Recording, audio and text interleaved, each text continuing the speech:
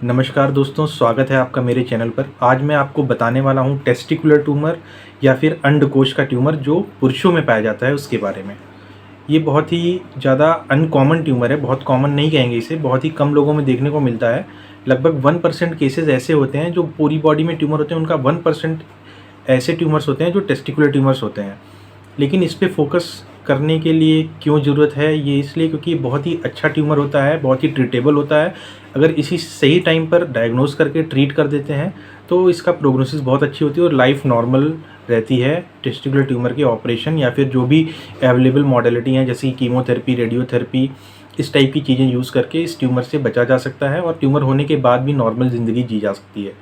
इस पे फोकस हम लोग इसलिए कर रहे हैं क्योंकि मेनली जो टेस्टिकुलर ट्यूमर होता है वो यंग पॉपुलेशन में होता है, यानी कि 20 से 40 एज ग्रुप के बीच में। जो 50 साल या उससे ज़्यादा एज ग्रुप में टेस्टिकुलर ट्यूमर या अंडकोश के ट्यूमर होते हैं वो मूलतः लिम्फोमा होते हैं या फिर लिम्फ से रिलेटेड ट्यूमर्स होते हैं। जो यंग एज में ग्रुप में ट्यूमर होते हैं वो जर्म सेल ट्यूमर्स होते हैं या फिर कुछ और तरीके के ट्यूमर्स होते हैं जैसे सार्कोमा वगैरह हो गए, ये सारे ट्यूमर्स होते हैं। जर्म सेल ट्यूमर्स जो होते हैं वो भी दो तरीके के होते हैं। सेमिनोमेटस ट्यूमर्स होते हैं जो सबसे ज़्यादा कॉमन है, और नॉन सेमिनोमेटस ट्यूमर्स होते हैं जो सेकंड मोस्ट कॉमन होते हैं, मिलते हैं। तो फिर जो यंग एज ग्रुप में हमने इसलिए पॉपुलेशन जो होती है यंग एज ग्रुप की वो लगभग 20 से 40 साल के बीच की होती है जिसमें टेस्टिकुलर ट्यूमर मिलता है। लगभग 1% ट्यूमर बॉडी में ऐसे होते हैं जो टेस्टिकुलर ट्यूमर होते हैं। अगर पूरी बॉडी के ट्यूमर्स को कंपेयर करें टेस्टिकुलर ट्यूमर कितने लोगों में होता है तो 1% जो होते हैं पूरी बॉडी के ट्यूमर वो टेस्टिकुलर ट्यूमर होते हैं। तो अगर हम लोग इसमें मॉर्टेलिटी और मॉर्बिडिटी वगैरह चीज़ देखें तो वो बहुत ही कम है। टेस्टिकुलर ट्यूमर से मृत्यु ना के बराबर होती है। लगभग 0.6 पर 1 लाख पॉपुलेशन में ऐसे लोग होते हैं जो कि मरते हैं टेस्टिकुलर ट्यूमर से, क्योंकि इसका ट्रीटमेंट इतना अच्छा अवेलेबल है, इतनी अच्छी सर्जरीज़ हैं, इतने कीमोथेरेपी, रेडियोथेरेपी हैं कि इससे मरने के चांसेस बहुत कम रहते हैं इस ट्यूमर को होने के बाद, क्योंकि ये पूरी तरीके से ट्रीट किया जा सकता है।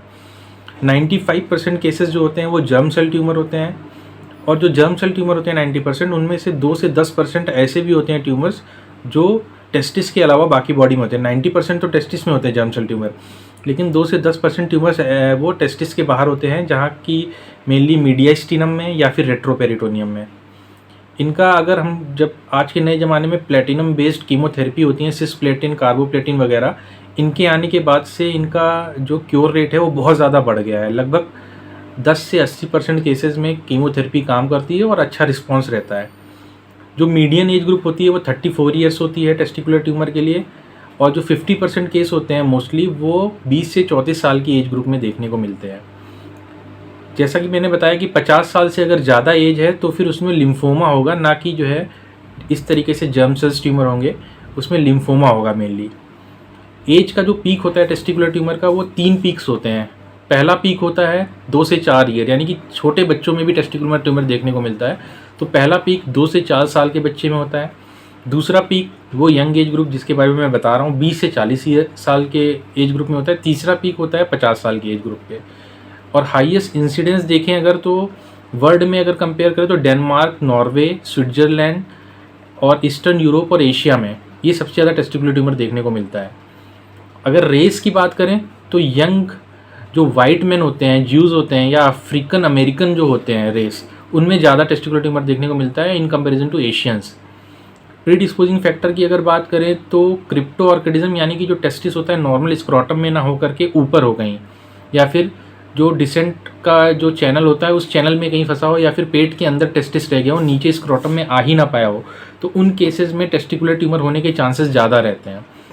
दूसरा क्लिन-फिल्टर सिंड्रोम जो होता है एक तरीके का जेनेटिक सिंड्रोम है जिसमें कि टेस्टिकुलर ट्यूमर ज़्यादा देखने को मिलता है, क्योंकि इनमें टेस्टिकुलर एट्रोफी होती है, और टेस्टिकुलर एट्रोफी किसी भी आदमी हो, चाहे वो सिंड्रोमिक हो, नॉन सिंड्रोमिक हो, उसमें टेस्टिकुलर ट्यूमर मिलने के चांसेस नॉर्मल इंसान से ज़्यादा बढ़ जाते हैं। रिलेटिव रिस्क जो होता है वो बढ़ जाता है।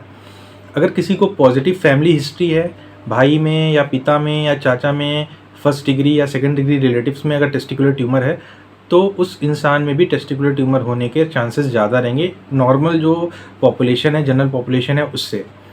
अगर पॉजिटिव पर्सनल हिस्ट्री, इसका मतलब ये है कि अगर एक टेस्टिस में किसी को टेस्टिकुलर ट्यूमर है तो दूसरे टेस्टिस में भी टेस्टिकुलर ट्यूमर होने के चांसेस रहते हैं। तो हमेशा ऐसे इंसानों की हम लोग स्क्रीनिंग करते हैं, ऐसे पेशेंट्स की, कि अगर एक साइड टेस्टिकुलर ट्यूमर हो गया तो दूसरे साइड को भी टेस्टिकुलर सेल्फ एग्जामिनेशन के जरिए हम लोग देखते रहते हैं कि भाई ऐसा तो नहीं कि दूसरा जो टेस्टिस बचा हुआ है उसमें भी टेस्टिकुलर ट्यूमर पैदा हो जाए। ITGCN एक होता है, intra testicular germ cell neoplasia, एक तरीके का ये टेस्टिकुलर कार्सिनोमा इन सीटू होता है। अगर ये किसी के टेस्टिस में पाया जाता है तो उसको जो टेस्टिकुलर ट्यूमर बनने के चांसेस ज़्यादा होते हैं। कभी कभी हम किसी और चीज़ के लिए बायोप्सी कराते हैं, टेस्टिस की इनफर्टिलिटी के लिए बायोप्सी करा लिया या किसी बिनाइन कॉज के लिए बायोप्सी करा लिया और उस बायोप्सी में हमारा ITGCN निकल आया, तो उस इंसान में टेस्टिकुलर ट्यूमर होने के चांसेस नॉर्मल पॉपुलेशन से ज़्यादा रहेंगे। कोई माइनर ट्रॉमा हुआ, ओल्ड ट्रॉमा हुआ, कभी कभी उससे भी टेस्टिकुलर ट्यूमर हो सकता है, वो रेयर केसेस में होता है। कुछ वायरल इन्फेक्शंस होते हैं, उनमें भी होने के चांस रहते हैं, ये सारे रेयर कॉजेज़ हैं। कुछ हार्मोनल फैक्टर्स होते हैं, अगर एक्सपोजर है बच्चे का इन्वायरमेंटल एस्ट्रोजन से तो उस केसेस में भी बड़े होने पे टेस्टिकुलर कैंसर होने के चांसेस रहते हैं। इसके WHO ने क्लासिफिकेशन दे रखा हुआ है टेस्टिकुलर ट्यूमर का, वो एक ब्रॉड क्लासिफिकेशन है, वो मैं अपने अगले वीडियो में कवर करूँगा।